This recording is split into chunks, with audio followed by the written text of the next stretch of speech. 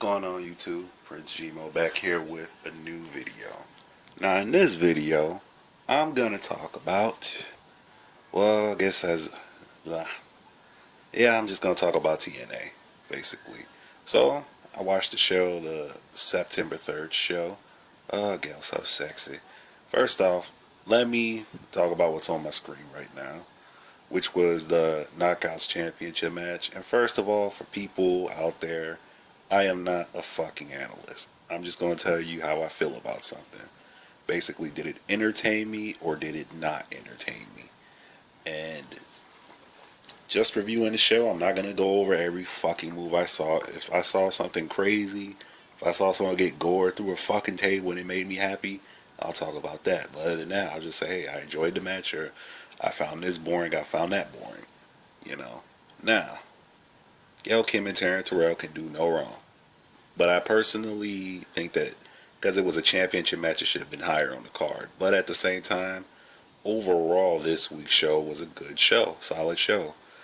But the one thing that did not entertain me about the night, that kind of sort of made the show feel like it was dragging, was and I get some people may find it entertaining, but I didn't find it entertaining. That would be the bromance segments when they were at some restaurant or some shit, and ultimately they're online dating and whatever. I didn't find that entertaining, to be honest.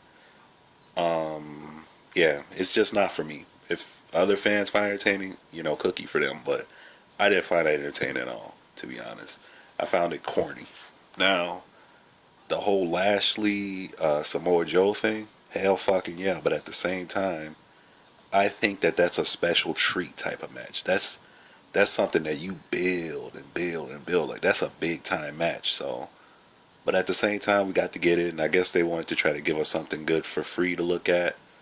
And you got to have Lashley doing something. You got to put Joe on the show for that crowd. So, I guess that's why they did it. But the match entertained me, and the whole segments with them entertained me. I'm gonna say this. Oh, this is the shit that I was talking about. This shit did not entertain me. I thought it was corny. But tag team match, Dudley's, Hardys, Wolves can do nothing wrong. My only concern as a fan is once this is over, what's next? Because so far, what other tag teams do you have besides the Bromance and the Wolves that are? I mean, we enjoy seeing the old stars, but I think what TNA really needs is a youth movement, like a youth revolution. I think we'd like to see younger tag teams, while at the same time getting that shine from the older guys, like a changing of the guard. What else? This was the only thing that I really had a problem with the show. Like, I literally was like, it's time to go take a shit when this popped on the screen. Everything else was cool.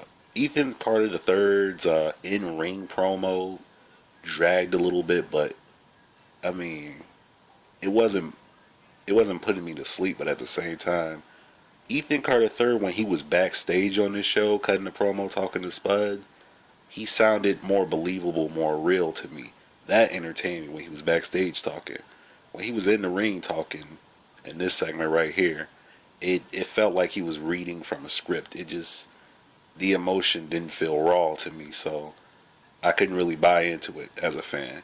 Rockstar Spud is fucking hilarious, but what else happened in this show off the top of the head?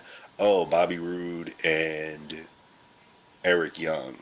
I'm just happy that the right guy won, because as funny as it is to watch, they try to make me believe that Eric Young can beat Bobby Lashley in a fight.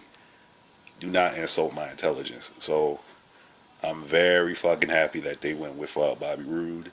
Match was pretty decent.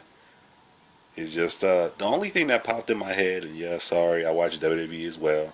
When Bobby Roode did his finisher, I thought, shit, it looks just like whose finisher. But everything else was cool.